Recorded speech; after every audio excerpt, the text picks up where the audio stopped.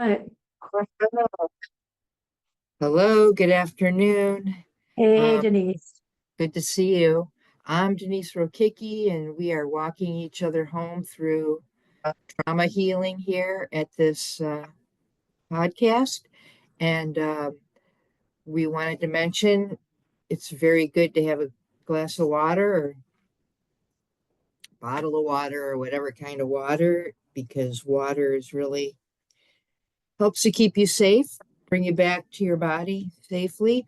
And there, we also recommend if you feel affected by this in a negative way, you can use your phone to Google warm line and it will give a place to call or message in your area. And also, there's different ways to be safe here. You might want to post comments in the comment area of this Zoom recording, or you can private message either of us on Facebook. We're available for that. Or you can get in the waiting room and we'll let you in and you can show your face and chat with us that way. Whatever feels safest for you. Thanks, Denise. That all sounds really good. And I'm just getting some notice on my iPhone. Anyway, I'm Holly Elissa Bruno, and I'm so glad to be with Denise and be with you. We're trauma survivors, and it's not an easy thing to live each moment of each day freely when memories of the past come really close. And when they come close, then the word retrigger comes up. And when I'm retriggered, that means I'm in danger of my whole body shutting down so I can survive. Now, in the past, and I'll just give you one example, I was beaten pretty badly as a young child and as a child all the way up until I was 17. And so I would, if something looked threatening, my whole body would tense, to either get me out of there or save me somehow. So that was like a big man coming at me, which is what I experienced. But today, somebody can give me a disgusted look with me, just a simple disgusted look, and they might not have any feeling about me. Maybe they're disgusted with themselves, or maybe they just ate something awful or something. Right, a little But gas. a little gassy moment. Yeah, but have you had this happen too, Denise, right? Somebody gives you a look and you think it's about you. Right. I think, oh my God, how can I, right. How can I What make is up for this? right? Because the principle about being a trauma, one of the many principles we've discovered about being trauma survivors is this: we blame ourselves. We blame ourselves for the abuse. And I've wondered and wondered and wondered about that. And what I finally came to is if I blame myself, then at least I felt I had some power to do something. I mean, I was powerless as a child over these adults that were abusing me, but I didn't feel helpless if I felt, okay, maybe if I clean the bathroom better, maybe if I'm quieter, maybe if I hide out so no one has to see me, maybe those things will make it better. And then I won't have to worry so much. So, what I'm trying to say here is in the past, when the threat was there all the time when I was growing up, and today, when I'm 79 years old and someone gives me a look like you're scum, why is there a trigger both ways? It's because trauma, as a trauma survivor, my body is so attuned to keep me safe that if something looks like a threat, then I get on alert. And when I get on alert, my brain shuts down. And all I can think to do is to survive. And literally, as we talked about on this program, 90 to 95% of the executive function, the part of our brain that keeps us able to be in balance, gives us equilibrium, gives us perspective, that gets not shut by 90 to 95%.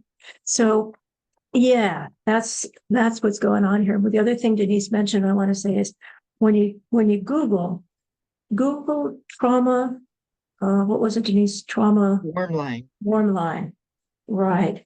Because that will put you in touch either with a place in your state that you can call or text, Or if it doesn't put you in touch with your state, like I think Kentucky used to not have any warm line, just go to the next state over and you'll see that a lot of the states welcome people from other states. And what do you do when you get to the warm line? Somebody who's a fellow traveler, which means somebody else who's a trauma survivor, is going to pick up, not judge you, welcome you, listen to you, hear you out. If you want to talk it through with them, they'll talk with you. But the bottom line is one of the tools of recovery that I use all the time is asking for help. And Denise, was asking for help something that you did naturally when you were a kid? No. Can you talk about that? Well, I don't, I never really, I was not paying attention to my body. Was rejecting it or something, I guess rejecting it. So I never really knew if there was anything wrong. It had to be really painful to think that something was wrong. I believe that's what's coming to mind when you mention that.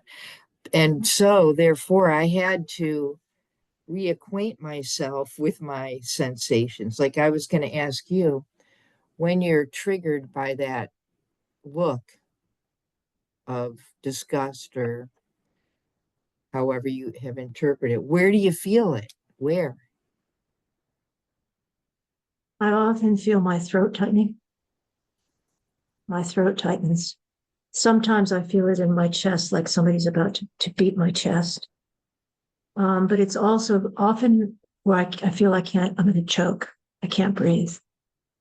And this was all part of the abuse, the beating and the strangling stuff. I'm sorry to say, but that is what it was. And I couldn't face that. So now if somebody, it's a threat, Denise, it's a threat, even if it's just a look like, you better watch out or I'm going to come over and smack you. Or even just Right. So something. today you had an encounter with someone who. I did, Denise. Thanks for asking, my friends. So I went for a pretty important diagnosis today. I have heart disease, and I took care of that as much as I could by braving my way through 2 heart surgeries, and the second heart surgery worked. And I still go back to the doc to be sure everything's okay. So I was having it's called an echocardiogram. It's like I don't know, they do all this stuff like they do when women are pregnant with babies, all this gluey stuff. Anyway, I live in upstate Massachusetts where it's very snowy and it's icy. And to drive out of my home down the street was scary because there were ruts of ice. So I took my time and was thankful to myself the whole time that I had the good sense this year to use most of my savings to outright buy a used car. And I'm so glad I did, Denise, because it's got all-wheel drive, and I never had that before. But I certainly had 15 years of a little sedan where I was going like this and white knuckling it. Okay, so I'm driving down the highway once I get to the highway, and there's this place called Oxbow Wildlife Preserve, and it's flat enough that the wind comes whipping through, and the weather forecast was high winds. So I got a strong car now. It's a CRV, and I love it. And I named it Bernie after one of my favorite trauma surviving pals. Anyway, so I'm in Bernie, I'm getting down, but it's scary, the wind comes up and so I make it to the hospital. I make it on time. And I'm carefully parking my car in the ice, and I get a call. Where are you? I said, hey, I'm in the parking lot and I'm coming right up. Well, Mrs. Bruno, she called me. I said, hey, thanks for calling me. I just want to ask you if you could call me Ms. I prefer that. But yeah, I said, tell me how to get up to where you are. So she did. Anyway, and I got lost because nobody was working in the hospital but her. Now that was really interesting. Anyway, I could tell you a 3-hour story about this, but I'm going to cut to the chase. I got through this like hospital where nobody was because everybody had a holiday today. It's President's Day. And by the way, I saw a picture of Barack Obama, Joe Biden, Bill Clinton, and my heart added Jimmy Carter. And I said, thank you, presidents,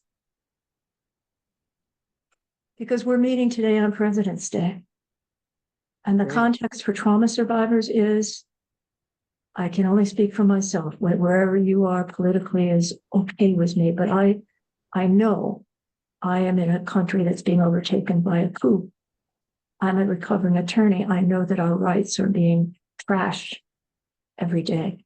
I know that the systems we had us up to protect us are taken away. And it causes me, re-triggers me. And yet, Denise and I in this program every week focus on how can we live as trauma survivors no matter what comes our way? How can we still live and make a difference? Because that's one of the things trauma survivors have in common. That's what I think, Denise. We haven't talked about that. Do you think making a difference is something that many trauma survivors have, wanting to do I that? do. Yeah, they want to make the world a better place often for children, but I'm sure for other people, we all have our preferred age group that we like to work with. Yeah, and some people like if they're not people, they might become what do they call those guys in the state parks? Forest rangers, right? Right, who are all losing their jobs right now. They're all losing their jobs. And what is that going to mean? It probably is going to mean that some private company is going to have to come in and take it over.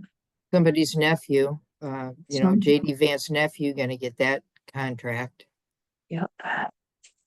Yeah. Well, anyway, so Denise asked me this question, but this is what is. I mean, what is we're faced with a lot of trauma coming our Right. way. And because I'm a trauma survivor, when I lived with a predator, I lived with a sexual abuser, I lived with a narcissist, he ruled the house. And my mother couldn't protect us because she was mentally ill. So I lived for 17 years in an environment where whatever happened behind closed doors could happen. We couldn't talk about it. I could die. I felt like I was going to die sometimes. And it would be, well, she fell down the stairs. So, and that term was used a lot in my mother's family. Well, Aunt Alice fell down the stairs, and that's why she is the way she is. Or Cousin Philip fell down the stairs. Well, Cousin Philip was self-medicating as a trauma survivor with alcohol. No wonder he fell down the stairs. But we didn't talk about what the stuff was. So right now I'm going to talk about what the stuff is. So I make my way through this vacant hospital because I'm asking people for help. When I see a person, I ask for help. I get up to this unit and the woman's standing there with her hand up. I said, hey, I'm Holly Elissa. She said, hi, I'm Jean. It's going. So I got in there. She gave me really strict, quick rules. And I said, okay. I said, Jean, could I ask you a question? I need a Kleenex, so I'm not lying down here and my nose is running all over the place. She got me Kleenex. That was good. So she comes back in. I open the door so she can come back in. I'm all suited down for this gooey thing. And it's tough. I can tell she's pissed at me because for the, various reasons. To So her, you seemed late. yeah, number one, I That was late. offended her, right? That's disrespectful.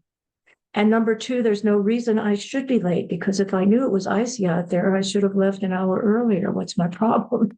Right. So I get that. And I apologized. I apologized straight out to her. I apologized when I was in the car. And when I saw her face to face, I said, I'm sorry. And I hope this doesn't mess with your schedule. Her response was, I'll make it up somehow. Guilt.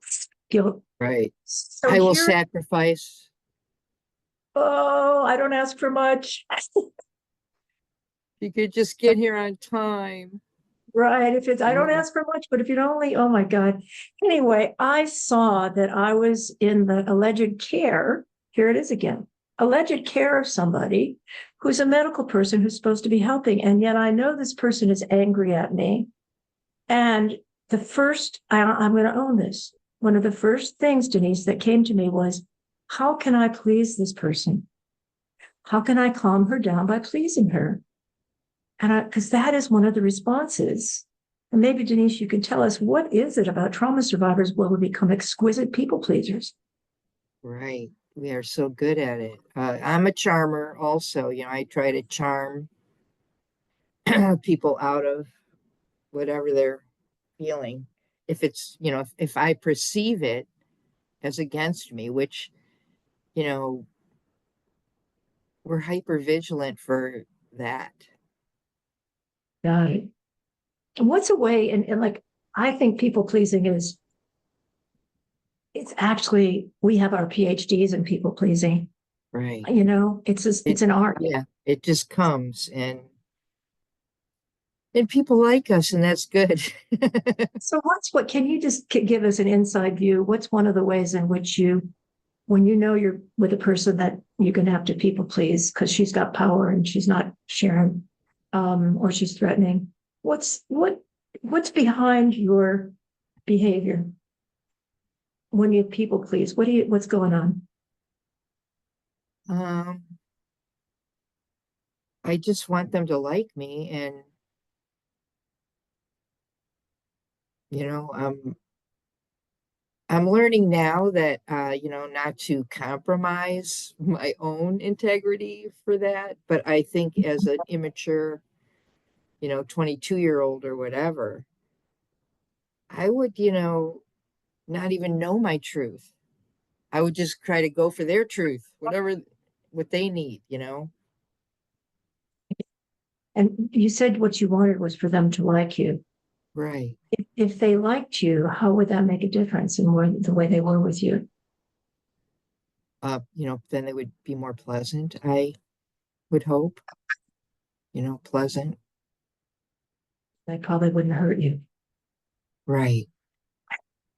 or hurt you as much. Right. Or try to hurt me. So already we've talked about two characteristics that if you're with us and you know about trauma, or you're a trauma survivor, or you love someone, or you work with someone, a trauma survivor, already Denise has said, look, we're hyper vigilant. And that basically means we are scanning the environment all the time for threats. We also are people pleasers. Why? Because if the threat comes, we are used to being harmed by the threat. And we're used to not having power over the threat. So the first thing to do is diffuse the rage or the anger. And so Denise says, I wanted people to like me. What I try to do is, in addition, well, I don't know if I want people to like me. I want to be safe. So I diffuse the situation in any way so I can be safe. So here's what happened with this woman. She's obviously a very competent, very skilled, very responsible person. But we just clashed because I was late, clashed because I said to her right up front, please call me Ms. And when she called me Mrs. And then because I got lost in the hospital and, she knew the way, it's a complex hospital. But anyway, my first response was to please her. And I felt that in my body. And Denise, you asked where I feel that in my body. I felt it like in my backbone. It's like, no, no, don't people please. Just make it safe. And how can I make it safe? So I made it safe by being very polite. I learned that as a child. I thanked her. And if I didn't get it exactly right, she would push me. Not harshly, but she would just. And then I said, do you want to talk about what I said about Ms. or Mrs.? She said, well, if you want to. I said, well, I do. I do. I said, I'm 79 and I'm from the generation of women that fought for the right not to be labeled by our relationship. Men have always been Mr. Who knows if they're married or not? Right. Women. She said, well, I've been Miss MISS my whole life, and it never got me in trouble. I said, I hear you. I'm glad for you. I said, it was a bit different. I was born in 1945. It was a bit different. There were situations where if you were married, you wouldn't get hired. And I gave her an example of the wonderful artist who knew about this, but the artist for Tiffany, Tiffany Glass, the person that designed all those beautiful stained glass lamps that so many homes have was a woman. Tiffany was doing all these huge church windows and all that stuff, but that wasn't making money. That was like, took a lot of time and all that. But she started designing everyday things like glass, like lamps that people could use. And she did the dragonfly, she did wisteria, all these things that we have come to love. She designed them. But guess what? She made a choice to get married. And Tiffany had a policy, you get married, you can't work here. So he fired the woman who was his best artist. What happened? Her husband went off to war, died in war. She needed to support herself. Still, she was always working, but she came back to him and said, I'd like to have a job. He gave her a job. Now, I explained this, but in shorter terms to this woman, I said, so there were times when if you were a married woman, you couldn't work. I said, if you were pregnant and you were a teacher, you had to stop teaching, all these things. I said, so I'm glad that you didn't face that. I said, I said, if it wasn't just the denomination of Mrs. or Mr., I said, it was just being a woman in some cases. I said, Ruth Bader Ginsburg, for example, she finished law school before I did. She couldn't get a job. Well, she did all right for herself, she said. I said, yes, she did. She really did, because we survived, don't we? We do what we have to do, and she did what she had to do. I said, her husband she was first in her class. Her husband was in her class. He was down the line. He got jobs right away. She didn't get a job, and so the only place that would take her was Rutgers University. And I hired her as an assistant professor to start at the bottom.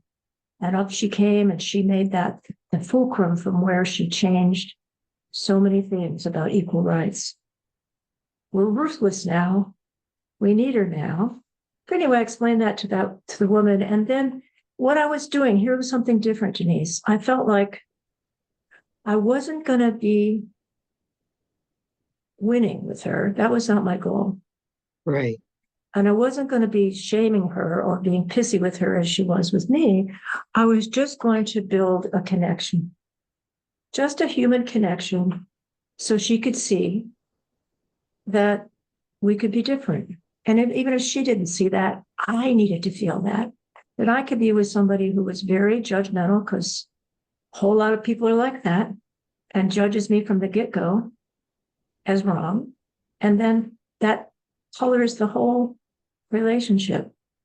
Well, when I left there, she was, here's another thing that happened. I said, oh my God. She said to me, I'm the only person in charge here in the whole hospital, so I've got to be watching everything. I said, oh my God, oof, that's really tough. I said, how did you get so lucky? Well, it's not luck. I said, you know what? I said, I'm trying to make it a little bit lighter here because it's very harsh. You're being the only one in charge. I hear you. It must be very tough. It must be scary. Yeah, it's scary. So I let her talk about that for a while, and I listened. And I said, yeah, it's very, I hear you. And thank you for doing this. And I said, when I go out of here, I'm going to thank all those other people that are here in your office too. And I went through all the nooks and crannies of the hospital, went out the front door, everybody that was there. I think I met 2 other people. I said, thank you for working today. Thank you for working today. So what was that about, and how was that a moment of, I'm going to call it holiness. Holiness to me is not religious. Holiness is when people connect in a way that's respectful and, when possible, loving. It's like, we all have different religions or different non-religions, but one of the religions, I was raised with a religion that said, when 2 or more are gathered, that's when the holy Right. shows It's up. sacred.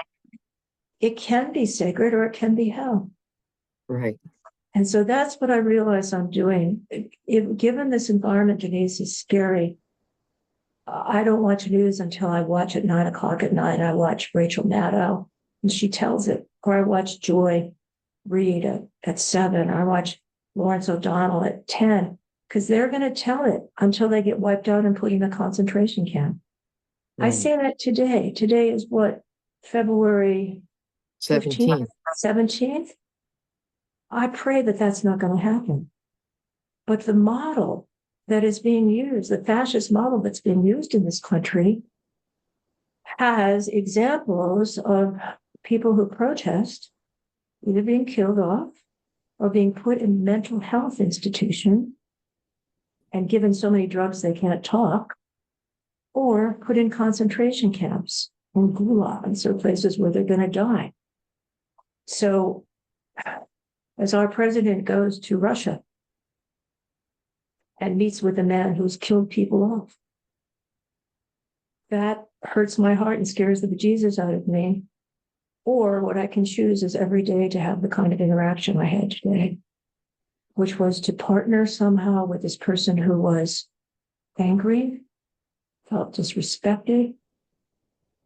And I felt like if I can just bridge with her, that'll be enough. And it was enough. And it moves me just to think about the number of times this last week when I have connected with somebody and it's turned into a holy connection because I paid attention to the person, because I just paid attention and was willing to take a risk. So, Denise, do you have any comments just listening to this? Yeah, I think, it's awesome that you were able to reflect on how you turned a potentially negative interaction and outcome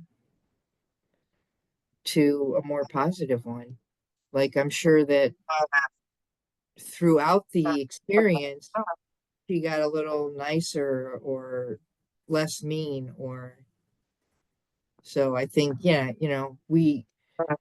it's good to reflect on those positive things because then we pay attention to our intuition, which, is flavored with hypervigilance. I'm But sure in the end, but she was a good person, and I was able right, to see that, and I wanted to see that. But when we start off like this, it's hard to go back into that. But what I want to ask Denise about is this. And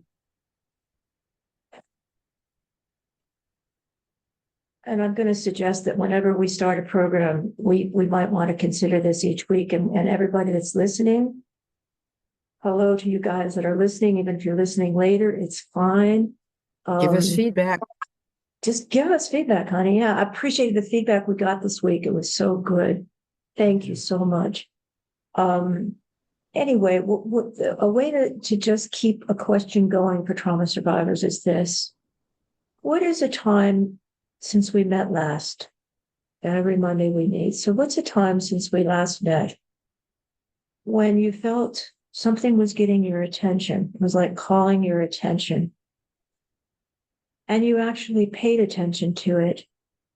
And as a result of paying attention to it, you saw something or learned something or made a connection or somehow came to life in a way that you wouldn't have if you didn't notice that. So I'm going to ask that of everybody. And I'm going to ask Denise, did you have you had moments like that this last week?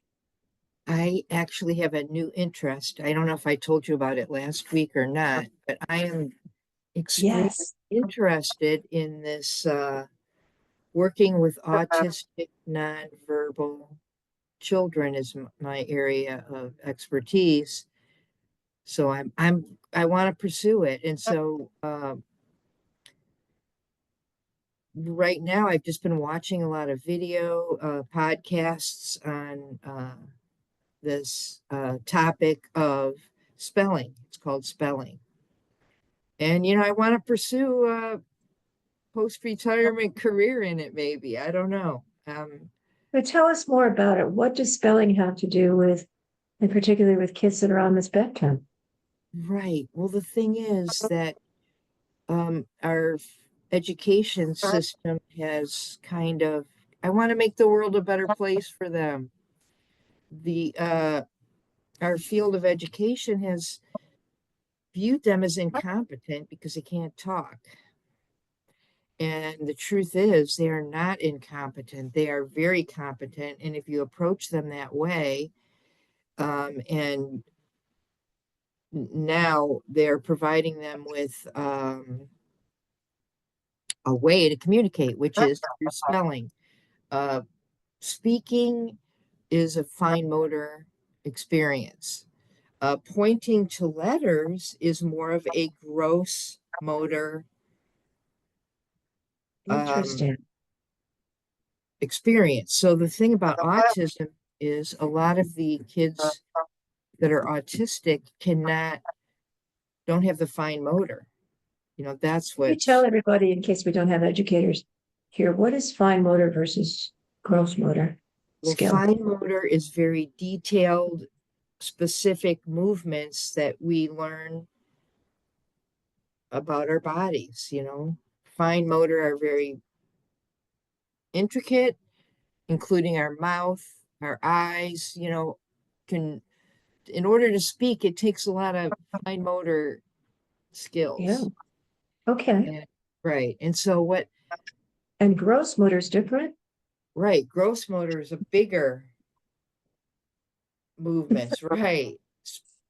Does that have to do with why flapping was something that some Maybe. kids on? Yeah, maybe we're just discovering this competence right now. Well, I mean, they have been Cool. for some people have for a very long time, but uh and it's somewhat controversial. Like speech pathologists are like poo-poo to the spelling thing. They have one idea of how it's supposed to go, and what makes it even more controversial is they're finding out that there is an intuitive connection, that they actually have a spiritual gift of What does that mean, knowing. Denise? So they are aware of a different level of, like, our frequency is here, we're chit-chatting, we pay attention to our daily activities, our linear life. They are aware of a different level. Like they say they see God, that God teaches them things. And so anyway, it's a very All interesting. right. I'm But they also say that they're on the hill. Yes, that is a place where they can meet together with other autistic, nonverbal autistic people. And that means they're at a higher level Right. somehow. They are They're not saying, I'll intuitively meet you in the connecting. valley. Right. And so, like a lot of people in AI or whatnot are saying, yeah, we can probably get something where your eyes can actually point to the letter just from your thoughts. And they're like, no, you come to us in the telepathic level of communication. You open your mind to us. We don't want more Oh, devices. We want you to rise up. It's so I've just been wow, paying, that's powerful. I know. So I've just been paying attention a lot. That's what has my captured my interest. And it's what I've been paying attention to and putting energy to. And so I have a good friend, Joe, who's Mhm. autistic. And so I have been looking at him in a different way, as I love Joe. We hang out together. Sometimes our encounters, we go out to eat every other week. Sometimes it is like a half hour. It's so fast because he eats so fast. He wants to Right. go, and we don't engage that much. Other times we engage a lot more. And so, anyways, I'm trying to pay attention to him and his spiritual gifts as opposed to Mhm. how he doesn't, like if I bring up a topic, he'll just go on to his own topic Right, pretty right, right. quickly. I mean, it's like it's really hard to engage him in my interests, even Mhm. though I always keep trying. But so anyway, I'm paying attention, and Mm. so What have yeah, you it's pretty. discovered? Because you're paying attention to this whole different thing. What have you He noticed? Well, we actually used to ghost hunt together many years ago, but he is Uh-huh. afraid. He has a fear around Okay. his spiritual gifts. So, and I've discovered that over the years. We used to ghost hunt, and like when I would take pictures of him ghost hunting in the dark in cemeteries is where we would go. Uh, he had a lot of orbs around him. Hmm. Always there were I have photos of that. So, but then he got afraid of it. So we haven't done that in a long time. But I Mm. think that, by me paying attention to his spiritual gifts, he's considering it a little more. He's talked about it a little more. Like I'm trying to encourage him to not be afraid of it, but to explore it a little more. So we'll see where Mm. that goes. You So know, that's with Joe. And the other yeah, thing is you're finding a whole possible second or third career for you. right. Tell Which me about is, that. Because that must matter to you. Or you wouldn't think about doing it. yeah, it's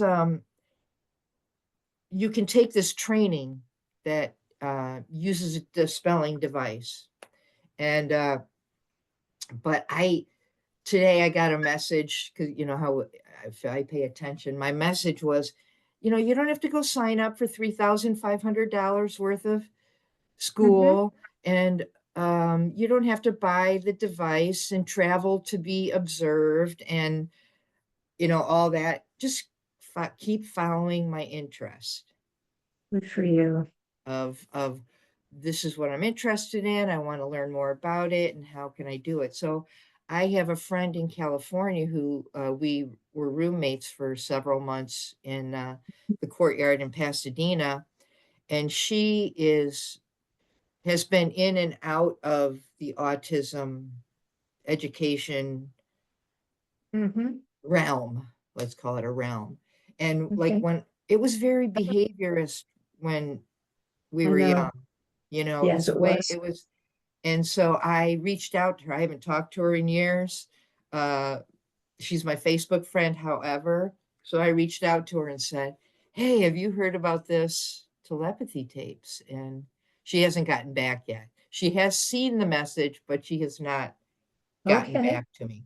So I'm All looking right. forward to hearing from her. But there's two schools in Toledo area. One is the Autism Academy of Learning, and the other one is called Autism Model School. Most of Toledo, they keep the autistic children in with their peer group as long as possible. Inclusion. Mhm. So, Right. which can and can't, I find it 50-50. I was in a um, school, one of the last special ed schools that in Richmond, Virginia, Mhm. where they were they weren't they were in it was just a school for special ed, but they weren't institutionalized. They live with their families, uh you know and it was beautiful because they had all the services all the time.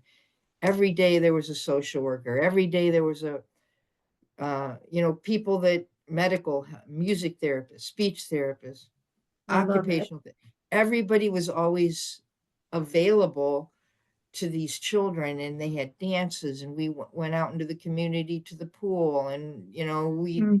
went to the fair, and it was really cool. So I'm kind of 50-50 on inclusion.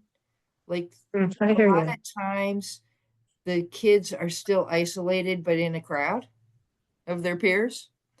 Mm. So I'm 50-50 on how I dig it, what I think is the best possible solution. But I hear.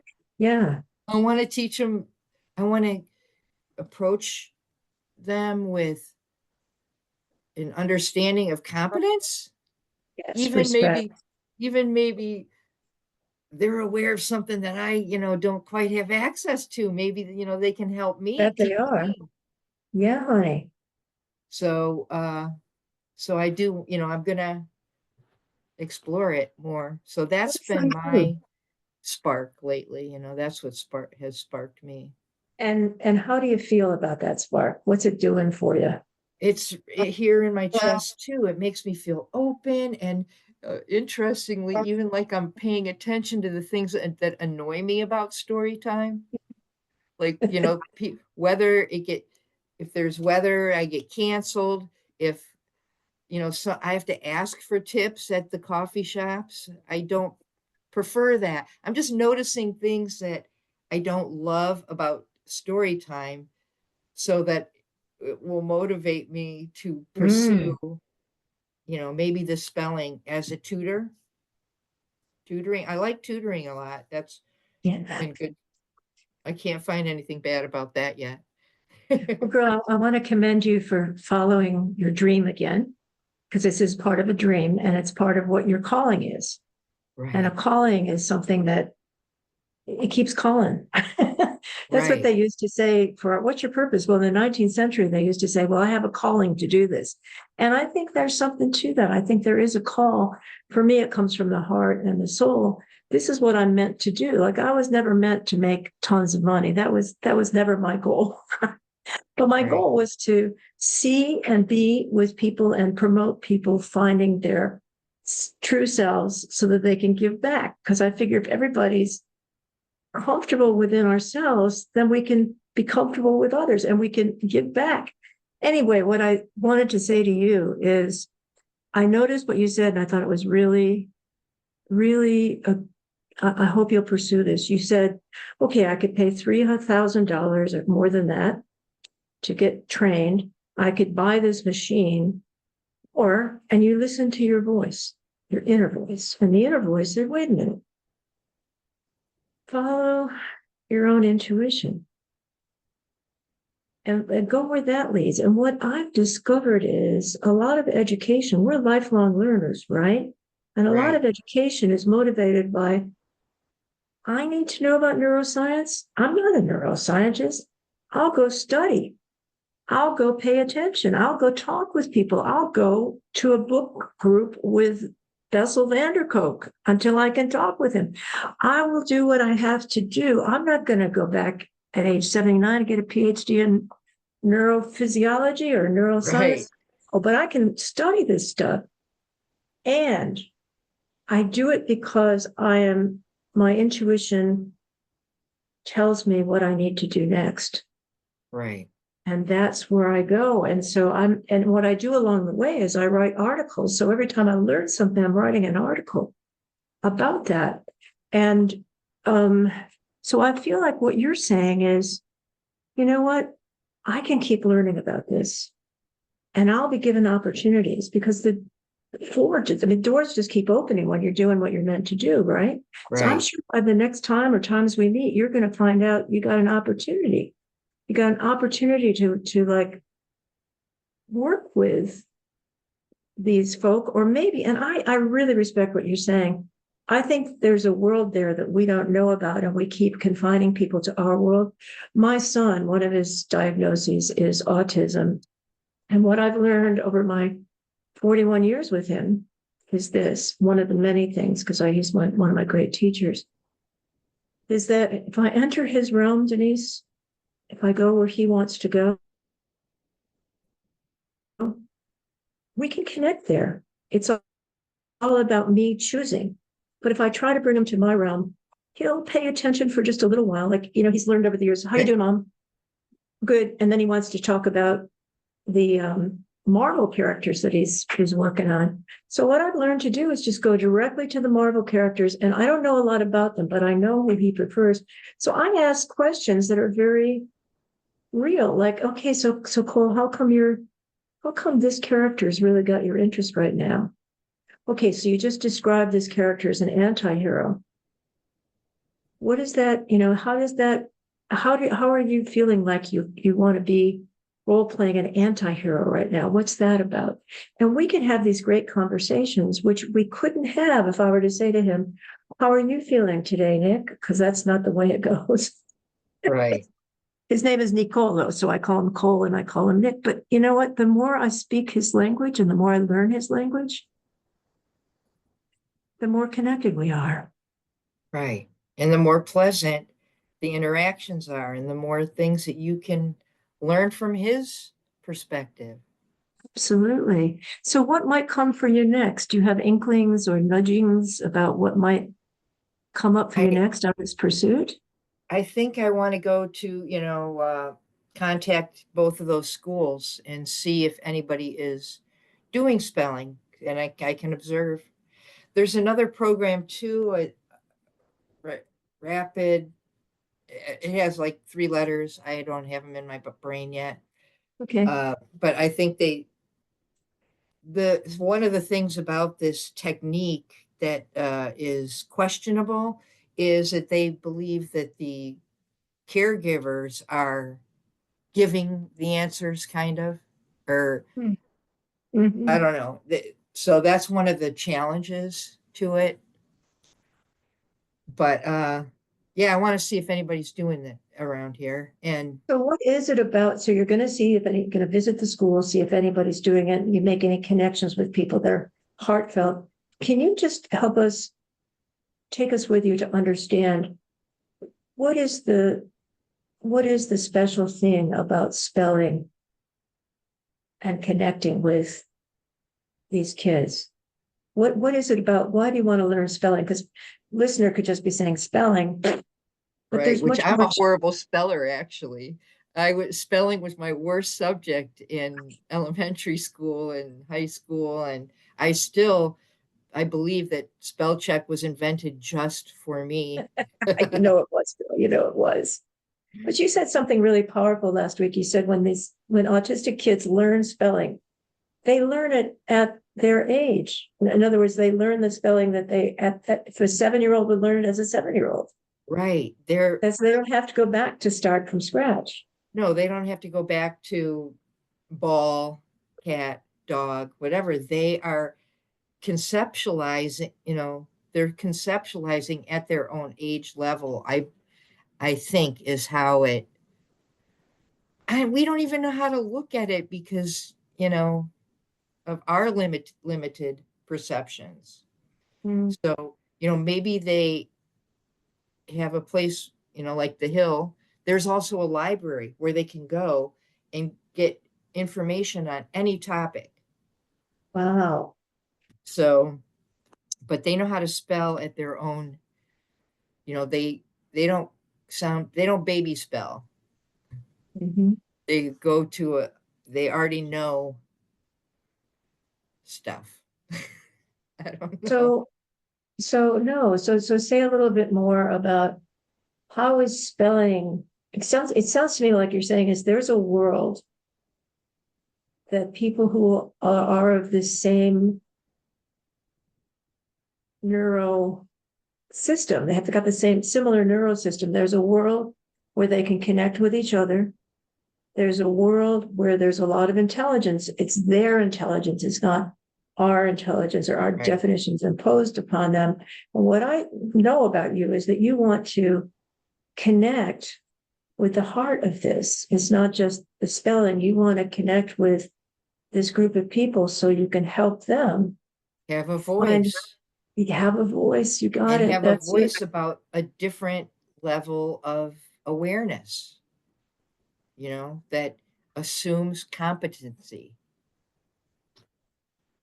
Right. And that's so different than what's the assumption we have of what used to be called, I hate to say that word, the R word.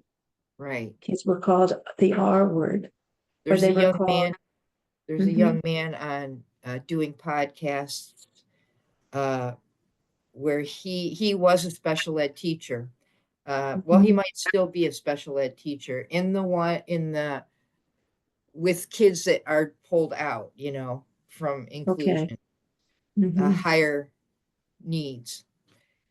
And he goes now and interviews these folks, uh, assuming competence, and he's adorable. And it's like SBSN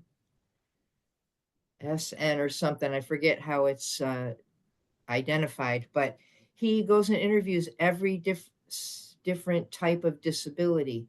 And what they all say is they just want to be loved and not thought of as weird and, competent. Mhm. It's so fun. And so he also interviews their parents. So parents, see their special needs children as a lot of times as magical, or that they have done special goodness for them. So I've just been trying to, have it see a lot of that kind of material and Good for know you. the competence and you know, how can I help?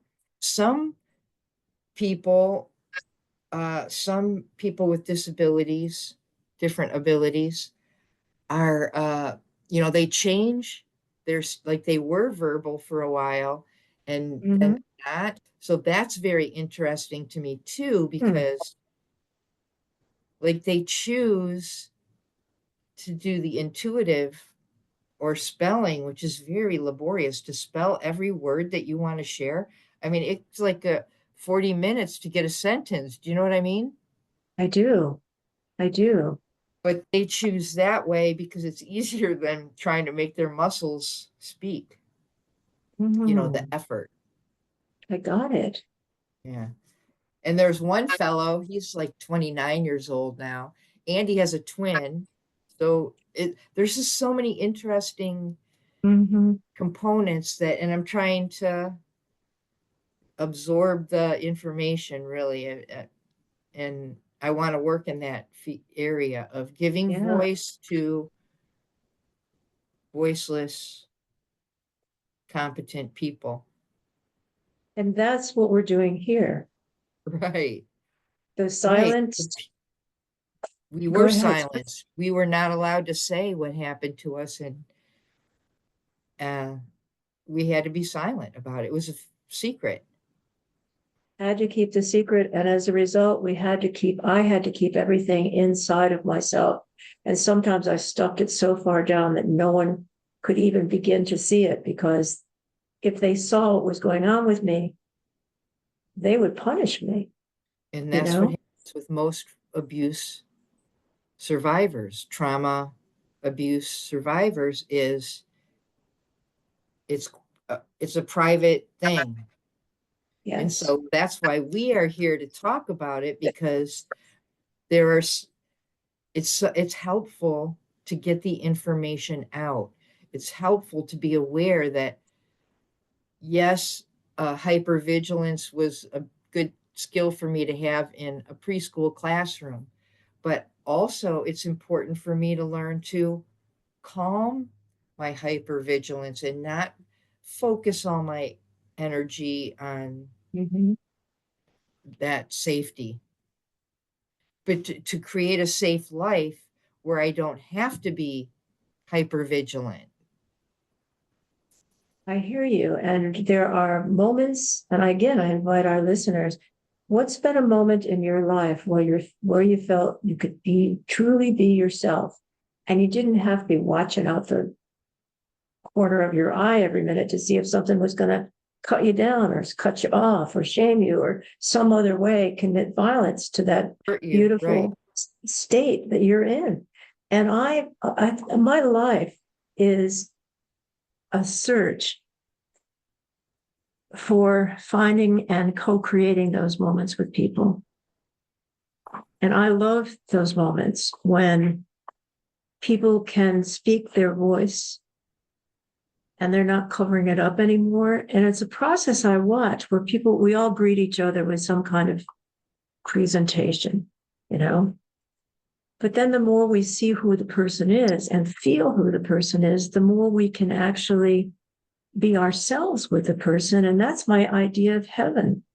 That's my intuition about heaven. If we can all just simply invite each other to speak our own voice and to listen, then we learn. I always want to give you a brief example. I wanted how I would answer that question also about, so when did I just pay attention to something and something holy called me? And here's what's been going on. I have been following this desire that I have, and it's not something that trauma survivors usually do, because what we don't do is I was taught to be needless and wantless.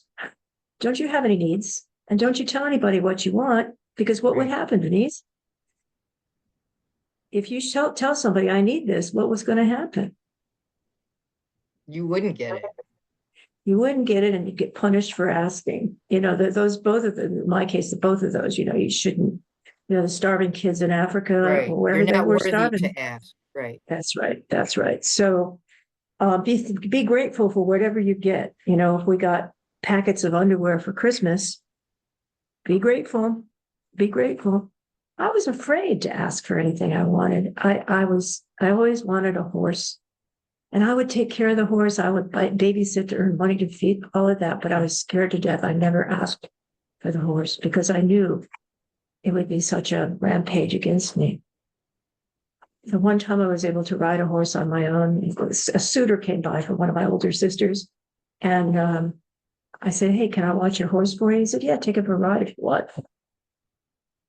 I rode that horse. I was in heaven. I was in heaven. And he was happy because he was getting together with my sister. I brought the horse back on time. The horse, anyway, it was lovely. What I want to say is this. I have noticed that I find beauty and spiritual moments by watching sunlight come through stained glass at different times of the day. My mother said something to me, and my mother did have a lot of mental illness challenges like psychosis, but so she didn't. Well, I remember when she said something about me that made sense. And she said, when you were a baby, you used to spend hours just watching the wind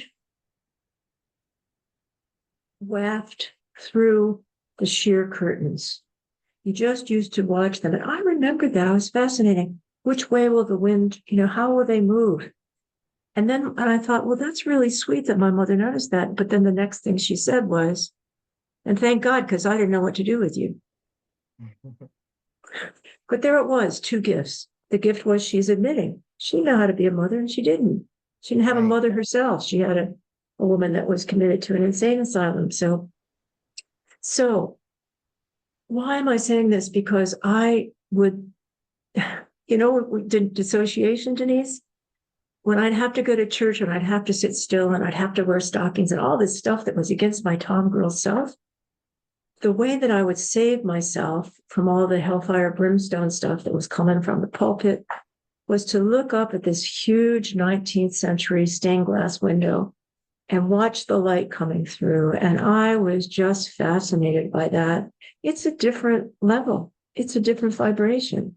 And I was paying attention to that. So what I've come to these days is I've discovered that I can find stained glass windows, old stained glass windows, to hang in my house, hang in a window, so the light will come through. So I've been on a treasure hunt, and I bought one. I drove all the way to Slingerlands, New York, to buy one, and it's beautiful. And in the process of doing that, I have a whole story about meeting the woman that sold it to me. That was beautiful. Right. But I want to say about Saturday, I drove to the countryside of New Hampshire.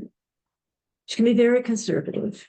And I stopped at this 1840 house because I'd been in touch with this guy who had posted a picture of this 1840 stained glass. I don't know if that's what it is, but the house was built in 1840. Anyway, as I parked my car in his driveway, got out, I saw that there was just like 6 feet of ice that I was going to have to cross. And my heart said to me, just say no, just turn back. This isn't worth falling down for. And then my spirit said to me, you came all this way. Take it a little step at a time.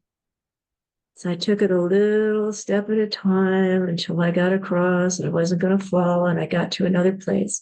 And then I won't tell the long story, but I'll just say that when I went into this man's house, and I was greeted by this dog. Thanks, sweetie. This dog named Coda, this beautiful red Labrador retriever. Oh my God. Aww. Oh, he's beautiful. And he's up like this, like wanting my attention. It was like beautiful connection. And then I meet this guy's wife, and his wife just had surgery, and I'm talking with her, and she's from Romania. She was raised with all kinds of difficulties. Then one of his sons comes out and says, who are you? And I tell him, and I say, who are you? And it's a really neat connection. And then another door opens up, and this young woman who's sight impaired comes out and says, I hear voices, but I don't know who's here. Who are you? So all of these connections. And then this man with his, remember the days men wore flat tops, like buzz cuts or whatever, the flat top. This man is a Army paratrooper, disabled veteran. And I'm just open to him. But here's what happens as we're talking. He wants to know, how can he do a podcast to injured veterans who know that what's going on in America right now is not what they fought for?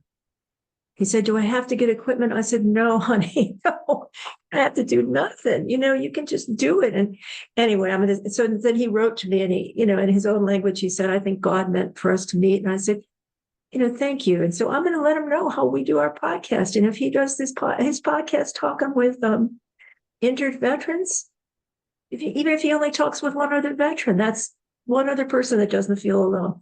And like you said, it's one other person who has a voice. So I'll wrap with that. This program every week is about helping us discover our voices and inviting you to discover your voice, because we were told to shut up and be silent and not say a thing. Shame, shame, shame. So that's my message. Hope to see you next week. What about you, Denise? What do you want to say? I'll see you next week. Peace. Okay, my friends. Peace out and take care of yourselves. That's one of the things we are working on hard. So let me figure out how to stop the recording. I'm going to hit here and see you next week, guys. See you next week.